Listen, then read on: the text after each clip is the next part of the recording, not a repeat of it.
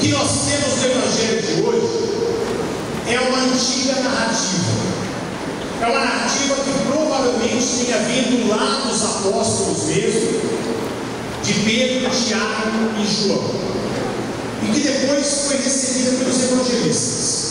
E Lucas vai colocar essa narrativa um pouco antes da paixão e morte de Jesus Cristo. E isso não é um acaso, isso tem um porquê. Lucas coloca essa narrativa um pouco antes, como um prenúncio do que vai acontecer com Jesus Cristo. Ou seja, o que nós vamos assistir depois não será exatamente a morte de Cristo, mas a ressurreição de Jesus Cristo. E é por isso que faz essa narrativa, coloca essa narrativa um pouco antes de Jesus chegar a Jerusalém. E essa narrativa, ela vem assim decorada de elementos do Antigo Testamento. Então nós temos a presença de Moisés, nós temos a presença de Elias. São figuras que têm a ver com o êxodo, a caminhada do povo à terra prometida, tem a ver com os mandamentos também, e tem a ver com os profetas, que anunciam a chegada do Messias. Mas também é decorada com uma nuvem que sempre está presente no êxodo, também é a presença de Deus, o acompanhamento de Deus, para o povo de Deus. E nós temos a montanha. Jesus sobe com Pedro, Tiago e João para a montanha. É onde Deus fala. Tradicionalmente, onde Deus fala é a montanha. Então ela vem decorada de elementos do Antigo Testamento e elementos que têm muito a ver com o êxodo. E êxodo no Antigo Testamento é uma palavra técnica, ou seja, uma palavra que quer dizer um caminho para uma terra prometida. E nós todos estamos a caminho da terra prometida.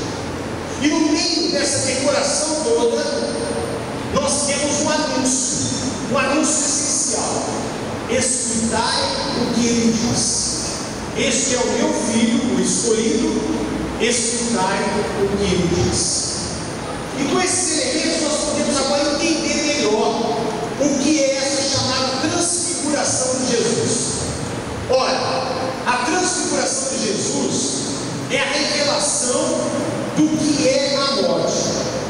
A morte, ela não é o fim da vida, mas é o término da nossa existência. Então, com a morte, nós terminamos esse caminho aqui, que nós chamamos de existência. Aqui nessa existência nós somos limitados pelo tempo, pelo espaço, limitados pelo nosso corpo. Nós temos limitações corporais, nós temos limitação cultural, de mentalidade, de raciocínio, emocional e assim por diante. Nós somos limitados. Mas com a morte termina essa existência. E o que acontece? O que acontece é a ressurreição. É isso que o Cristo veio revelar para todos nós. Através da morte, nós atingimos a iluminação do nosso ser. Ou seja, através da morte, nós atingimos a completude do ser. Se o nosso ser aqui é incompleto, se ele vai se completando aos poucos, ele vai aprendendo aos poucos, ele vai amadurecendo, com a morte ele atinge o objetivo total. Nós atingimos a completude do nosso ser, nós nos iluminamos. E é isso que a transfiguração nos transmite. A presença de Moisés e Elias não é somente para lembrar o passado do povo judeu, não é somente para lembrar que nós estamos no êxodo, a caminho da terra prometida, não é somente para lembrar que nós temos mandamentos da lei de Deus, mas é também para ver que o estado da ressurreição é um estado onde não tem espaço nem tempo. Eu não estou limitado ao tempo e espaço. As figuras do passado são figuras do presente. Ninguém está no passado ou no futuro. Todos nós estamos num tempo só. Aliás, não existe tempo nessa realidade chamada ressurreição. Mas o fato é que todos nós caminhamos para a morte. Não importa quando ela virá, a morte vai vir com certeza para todos nós. Nós podemos fazer 1000 planos no futuro, é bom que a gente faça, porque a nossa vida se desenvolve, nós realizamos coisas boas nessa vida, mas nada é certo nessa vida. A única coisa certa nessa existência é o fato que infelizmente nós chamamos de morte. Infelizmente nós chamamos de morte. E a coisa mais certa, quando ela vem, nós não sabemos. Eu, com 13 anos de padre, já fiz a partida de uma criança de 1 ano e 5 meses, já fiz a partida do noivo que eu havia casado no dia anterior, casei os dois no sábado, fiz o velório do noivo no domingo. Eu já fiz a partida de pessoas de 99 anos ou 100 e poucos anos. Já fiz a partida de uma colega que havia entregue o seu doutorado na Unesp. No dia 1º do ano, deu aneurisma e ela veio a partir dessa existência. Enfim, a morte não escolhe momento, não escolhe idade, não escolhe data certa. A morte vem simplesmente. A morte pertence a essa existência. O fato para nós cristãos, e esse fato é importantíssimo, é que quem vai não vivencia a morte. Nós é que ficamos, é que vivenciamos. Nós é que vivenciamos a morte de uma pessoa. Mas quem vai, vivencia a vida em plenitude, a vida completa, plena, liberta de todas as limitações que nós temos nessa existência. E é isso que o Cristo veio nos mostrar com a sua própria ressurreição. E Paulo é muito claro em dizer: se o Cristo ressuscitou, nós ressuscitamos, porque Ele é o nosso paradigma, Ele é o nosso exemplo. Ou seja, o verbo se faz carne para mostrar quem nós somos na verdade. E essa é a grande dimensão, a primeira grande dimensão do Evangelho de hoje, da transfiguração. A transfiguração está aí para antecipar o que é a ressurreição para todos nós. A ressurreição para todos nós é um motivo de alegria, é um motivo de festa, é um momento que nós atingimos o encontro total com Deus. Mas no meio dessa transfiguração, o que nós temos? Nós temos a mensagem do próprio Deus que diz assim: escutai o que Ele diz. Por que isso? Porque se a morte está certa e a ressurreição é aquilo que o Cristo veio revelar para todos nós,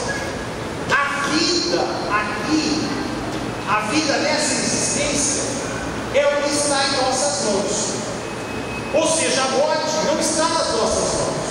Nós não sabemos quando ela virá. A ressurreição é um grande presente de Deus, que Deus já nos deu, que é a vida eterna. Mas cada minuto a mais do relógio é um minuto a menos para nós. E o que nós temos nas mãos é a vida que nós estamos levando, é a vida que nós estamos conduzindo. E aqui entra o X da questão: escutai o que Ele diz. E o que o Cristo diz, afinal de contas? O Cristo diz o que para nós? Qual é a mensagem essencial que o Cristo nos traz? Ora, se vocês começarem a ler os Evangelhos e forem lá para o Evangelho de Marcos, vocês vão ver que o Cristo começa a sua mensagem dizendo assim: o reino de Deus está próximo. O reino de Deus está próximo. E aqui, nessa mensagem tão simples, mas profunda, o Cristo nos transmite duas coisas. Primeiro, o reino de Deus está próximo. Isso quer dizer que o reino de Deus, na sua completude, está chegando. A morte está chegando. É isso que o Cristo quer alertar a todos nós. Olha, tome cuidado, ele não fala do fim do mundo, ele fala do fim da nossa existência. E ele diz: tome cuidado, porque a morte está chegando. A qualquer momento você pode morrer. É isso que o Cristo nos fala, como o reino de Deus está próximo. Mas não é só isso que ele nos fala com essa frase. Quando ele nos diz o reino de Deus está próximo, ele diz assim: torne a sua vida algo de significativo, torne a sua vida um sinal do reino de Deus nesse mundo. E basta você querer isso. Dê o próximo passo. O reino de Deus está muito próximo de você. Basta você pensar sobre sua vida, refletir sobre sua vida e começar a ter atitudes que são dignas, a ter atitudes que são sinais de Deus nesse mundo. É isso que ele nos fala. E aí o que ele faz? O Cristo resume todos os mandamentos num só: amar sobre todas as coisas e ao próximo como a ti mesmo. Essa é a mensagem do Cristo. É assim que eu torno minha vida extraordinária. É assim que eu torno a minha vida algo significativo. O que é amar a Deus sobre todas as coisas? É entender que tudo, gente, na nossa vida passa. Tudo nessa existência é passageiro. Nada fica. Fama, roupa, dinheiro, status, tudo isso passa. Tudo isso é passageiro. Eu não posso me apegar a nada disso. Por quê? Porque nada é meu. Tudo eu vou perder. O egoísta é um coitado. Por quê? Porque ele se prende a coisas e não consegue partilhar, e no final das contas ele vai perder todas elas. Isso não tem significado nenhum na sua vida. Quem guarda as coisas para si, ou acumula as coisas para si, é uma pessoa muito triste. Por quê? Porque é uma pessoa que não entende a lei da vida. A lei da vida é um fluir constante, e um dia nós nos despedimos de toda essa existência. Então não tem significado me prender às coisas. A única coisa que eu posso me prender, desculpe mencionar como coisa, é Deus. Deus é o único ser que é absoluto na nossa vida. O resto nos foi dado. E nós devemos usar, claro, usufruir com certeza, mas saber usar e usufruir, saber compartilhar. E aí vem a segunda parte do mandamento sintetizado por Jesus, que nem mandamento é, mas é um princípio de vida, que é amar ao outro como eu quero ser amado. E é justamente amando o outro como eu quero ser amado que eu torno a minha vida significativa. Só que para isso eu preciso ter uma mente flexível. Para isso eu preciso me colocar no lugar do outro, me situar no lugar do outro e ver exatamente o que ele necessita e o que ele precisa. E é assim que nós temos que viver.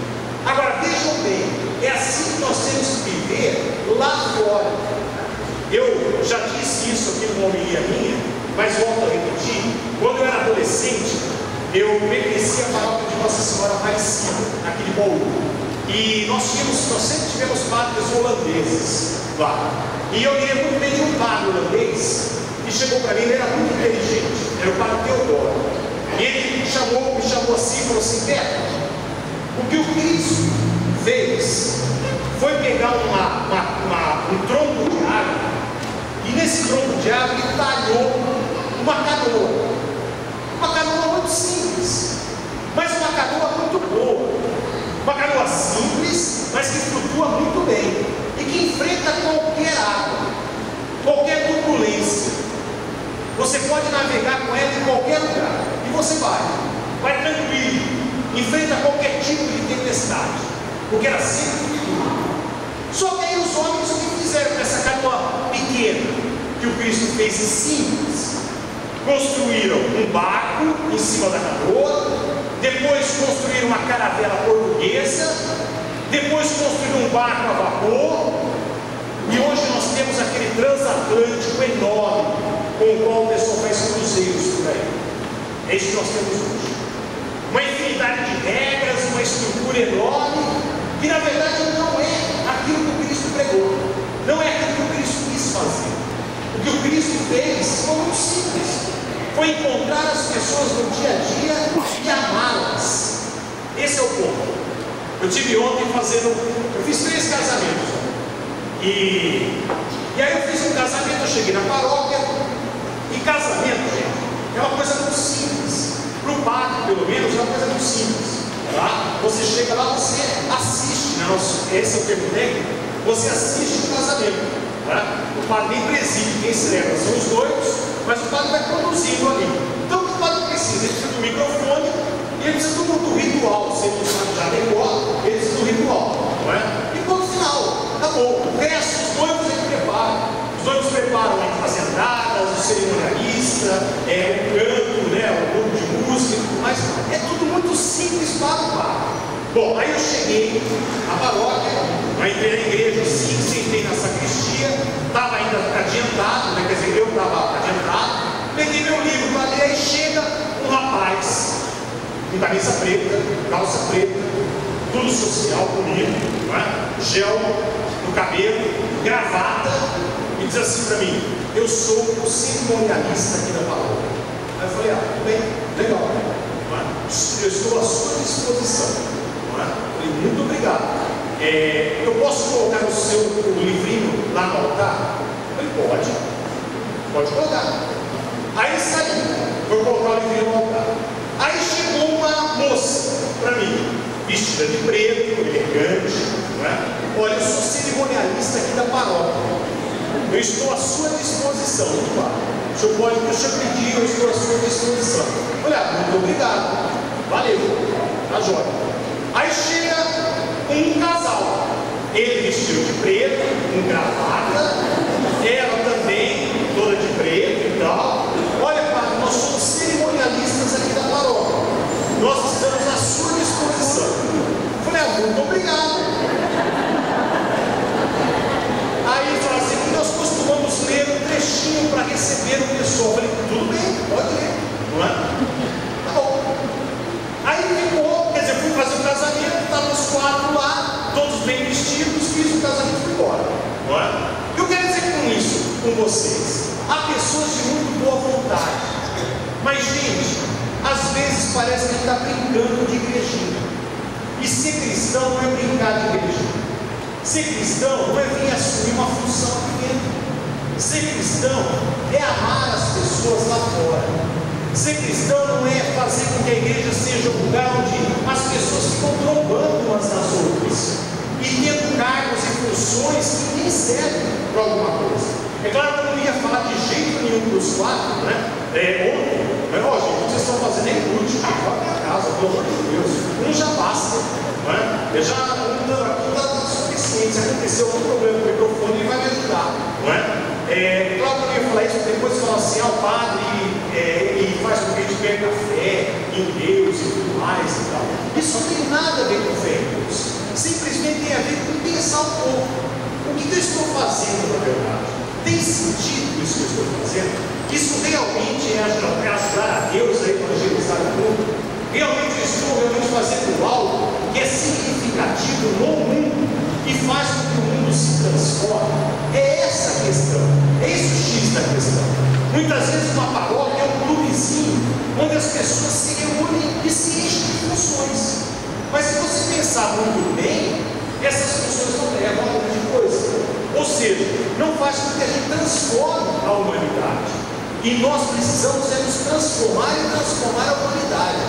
Nós viemos ao mundo para nos transfigurar e transfigurar a humanidade.